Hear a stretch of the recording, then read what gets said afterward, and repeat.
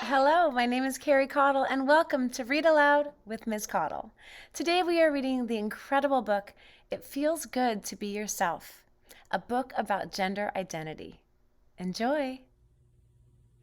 It Feels Good to Be Yourself, a book about gender identity, written by Theresa Thorn, illustrated by Noah Grigni. Published by Henry Holt and Company. This is Ruthie.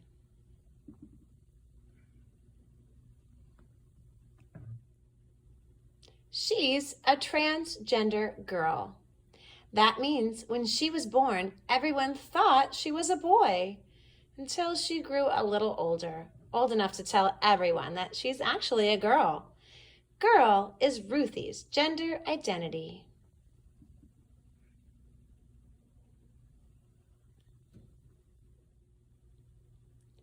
This is Ruthie's brother, Xavier. Xavier is a cisgender boy.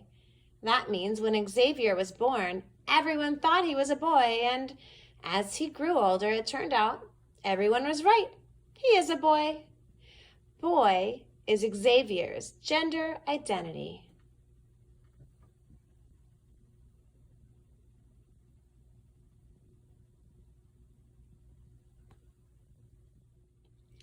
There are so many different ways to be a boy or a girl, too many to fit in a book. But not everyone feels like either a boy or a girl. Non-binary is a helpful word that can describe a kid who doesn't feel exactly like a boy or a girl.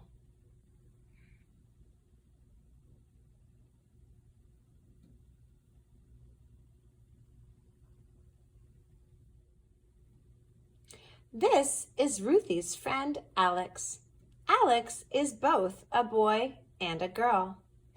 When Alex was born, everyone thought Alex was a girl, but Alex is both boy and girl.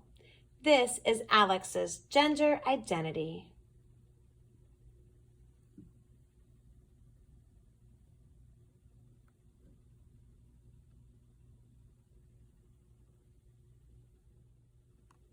This is Alex's friend JJ. JJ is neither a boy nor a girl. Ever since JJ was very little, they never felt exactly like a boy or a girl. They just felt like themselves. This is JJ's gender identity.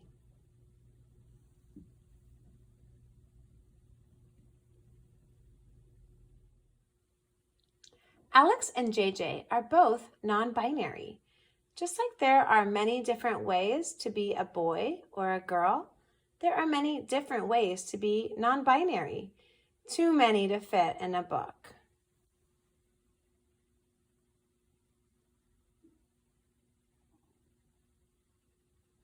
Some kids feel like girls.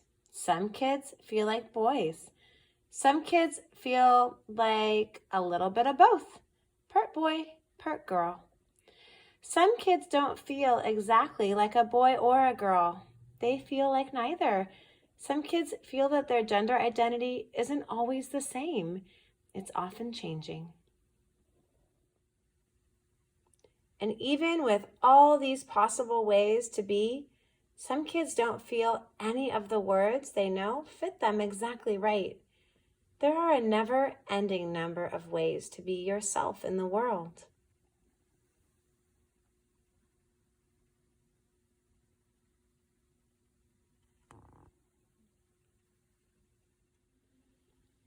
Whether you feel like a boy, a girl, both or neither, or if you describe yourself another way, that is your gender identity. Your gender identity might match what people thought you were when you were born, or it might not.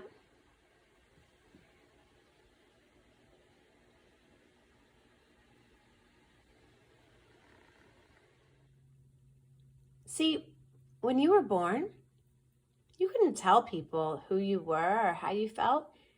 They looked at you and made a guess. Maybe they got it right. Maybe they got it wrong. What a baby's body looks like when they're born can be a clue to what the baby's gender will be, but not always.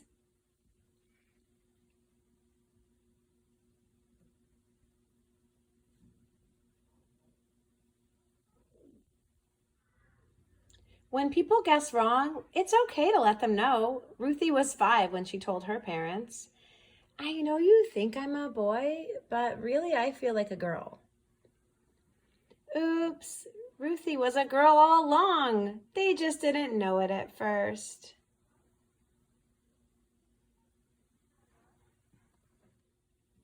When people guess right, it's also okay to let them know. Xavier was 3.5 when he told his family, I'm a boy! I like being a boy!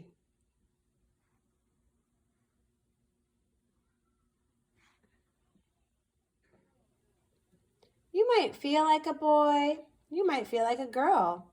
You might feel like both boy and girl, or like neither. You might feel like your gender changes from day to day or from year to year. You might feel that none of these words describes you perfectly. You might not be sure yet. Maybe you're still figuring it out.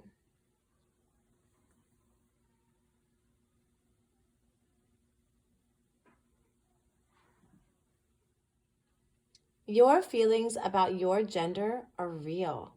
No matter what your gender identity is, you are okay exactly the way you are, and you are loved.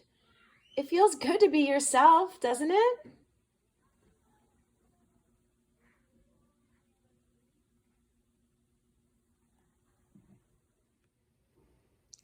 This book has a whole bunch of helpful information at the end.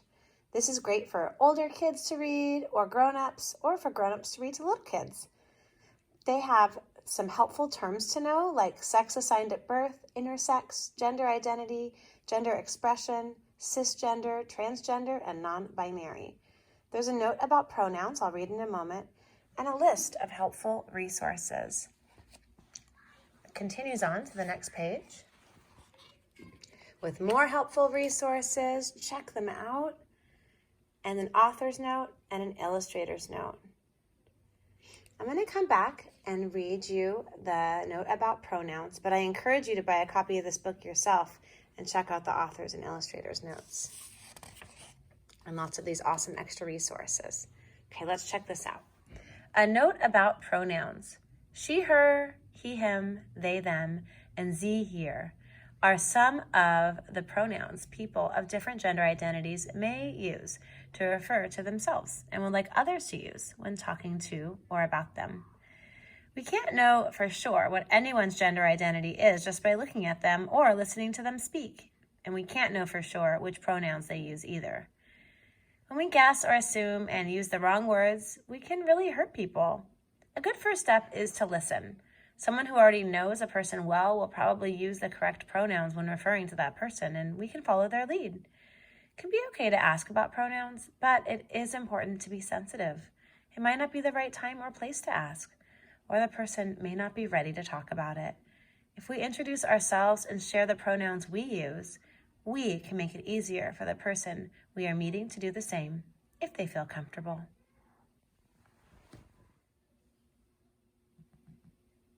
That was It Feels Good to Be Yourself. You know, as a cisgender woman, I am learning so many things. I've learned a lot about gender identity in the last few years, and I'm still learning. You know who's taught me the most? My students. My students and their loving and supportive and informative parents. And I say thank you to them for helping me to learn and evolve and be more and more open and understanding and welcoming. And if some of this is new to you or to the grown-ups in your life, that's okay. It's okay to not know everything and to be learning new things all the time. And if something in this book really did speak to you and helped you to know you a little bit better, I say, wonderful. You be you. And be yourself in a proud and excited way, or whatever feels right to you and most comfortable to you, because you're the only one who can know that. Notice each other, and for sure, take care of each other.